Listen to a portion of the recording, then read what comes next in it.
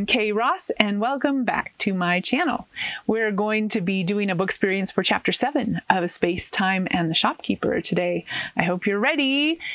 Hold on to your seats. Things are getting more and more exciting. Last chapter, in Chapter 6, Arona discovered that she had a black eye in real life. And she bought a spy camera to spy on herself and maybe see what was happening with the cats. And she ended up in Taiwan in her dream with Miss Chang treating her injuries. I wonder what's up with that.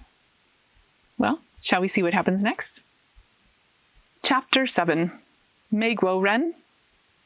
Arona stretched and yawned. She felt like she'd been asleep for 1,000 years, and it felt lovely.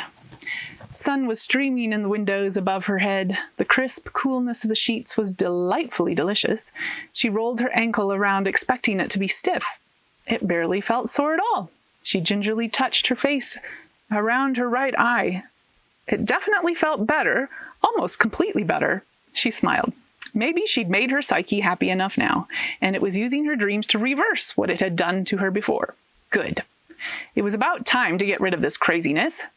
Standing up confirmed that her ankle was indeed about 90% better. She showered and dressed for the day, fed Clive, then got her breakfast. She would scan through the nanny-cam recording on her laptop while she ate. Not that there would be anything out of the ordinary. She didn't hurt herself last night, but she guessed it would be mildly interesting to see how much she tossed and turned at night, and what Clive did to avoid her. She munched on her homemade coconut granola drenched in flax milk and set the video to fast forward.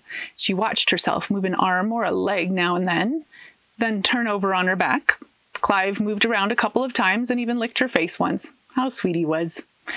Then, all of a sudden, she completely disappeared from the screen. Poof! Gone! Arona's spoon dropped from her fingers and clattered onto the table. Flax milk dribbled down her chin as she stared at the screen with a picture of her empty bed. Well, not completely empty. Clive was still on it. She stopped the scan and looked at the time on the recording. It was 12:45 a.m.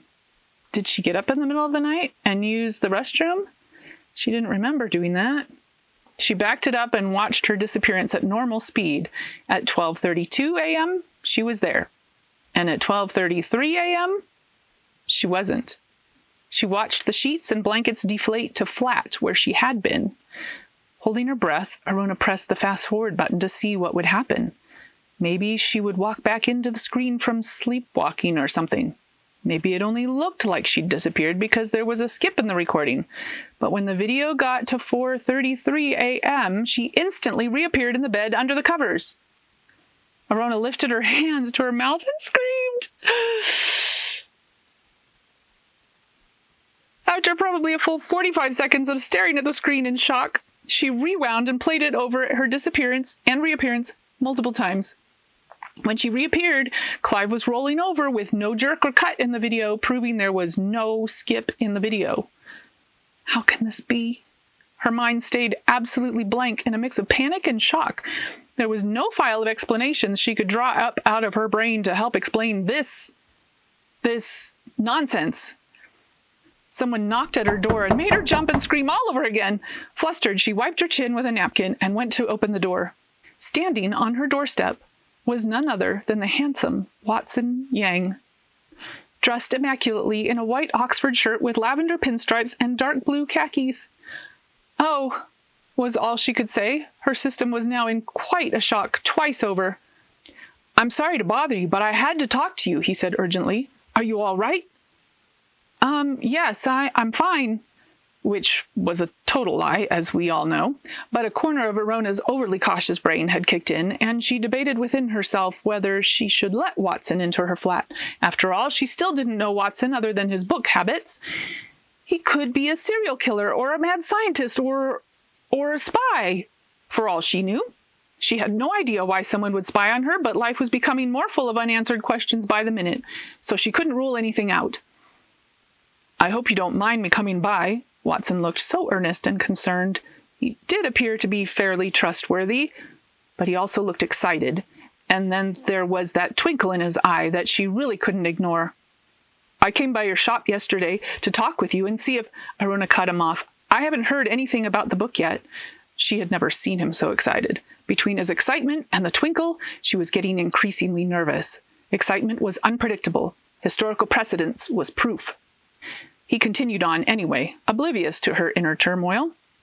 Oh yes, and that. Yesterday, your assistant, Kunda, she said you would be back in the shop today, but when I came over first thing, she said you hadn't shown up yet and that you weren't answering your phone, so she sent me over to check on you.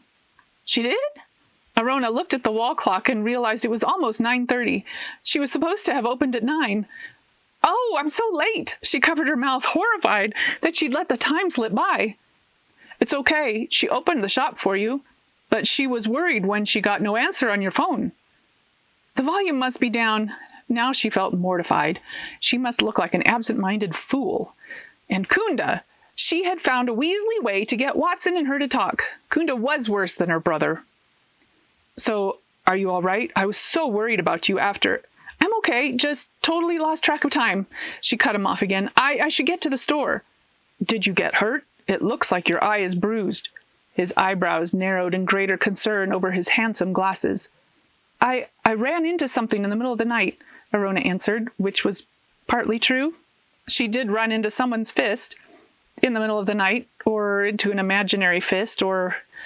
She hadn't figured out what yet. I know it sounds strange, Watson paused, as if considering whether to continue, but you could put a warm hard-boiled egg on it. It really helps. Arona stared at him. And you could also try cayenne pepper and Vaseline. It helps to heal bruises quickly, too. They're old Chinese remedies.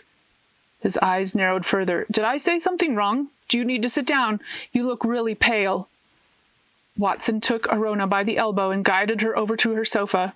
She stared at him a moment longer. Are hard-boiled eggs and cayenne pepper really old Chinese remedies?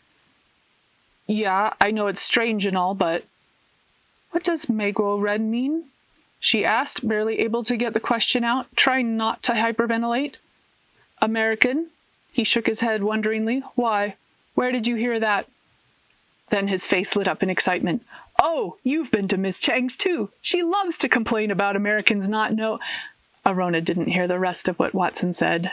She was suddenly very lightheaded. Her vision started turning gray, and then her world went black.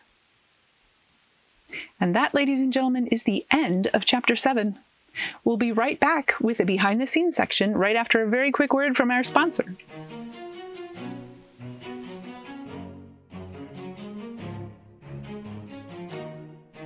你好，这是什么？这是一本书。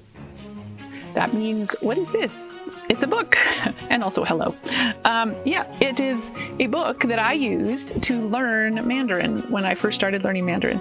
And it is an awesome book. It teaches you how to learn any language, as long as you've got a couple people around, at least, that speak the language and that you can practice with and ask them questions and stuff like that. So it's a step-by-step guide with tons of exercises, and it's really fun. Even though it's old, it was like written in the 70s, I think, published in the 70s, but it's still valid today. Yeah, it's really cool. Very fun way to learn a language. Highly recommend it.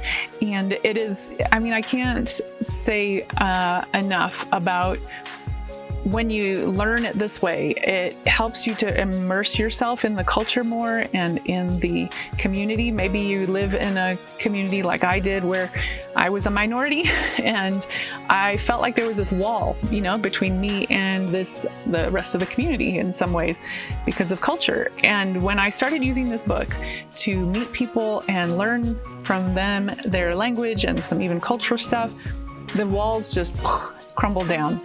And I loved it. I made so many friends and learned a lot. And it was so fun to walk into a store and ask a question in Chinese, and sometimes their jaws would just drop or they would just light up in excitement. They're like, oh my gosh, she's learning our language. And it means so much to people to do that. It's, so highly recommend this book by the Brewsters, and it's Language Acquisition Made Practical, a comprehensive how-to book for learning any language. I'll put the link below. All right, and now on to behind the scenes. 再见. And welcome back to Behind the Scenes. And there's not a whole lot that I'm going to tell you about this chapter, except that Megro-ren. Did you know what that means literally? It means American, but let me break it up for you. Megwo means beautiful country. And that is the name that whoever decided that in the Chinese language that they gave to America. Isn't that cool? That's such a nice name for our country. Beautiful country. Megwo. And then Ren means people. So yeah, it's the beautiful country people. Literally. That's what their word for American is. That's fun. So yeah. And I have not personally tried the hard-boiled egg or Vaseline with cayenne pepper to get rid of bruises. I don't know if it works or not, but apparently it's a thing. And yeah, maybe I'll have to try it sometime if I ever need it. Hopefully not. All right. And that is all. I hope you have enjoyed this book experience for Chapter 7. I look forward to sharing Chapter 8 with you very soon. All right. See you soon. Make sure to subscribe, like, turn on notifications, and share this video with all your friends so they can enjoy it too.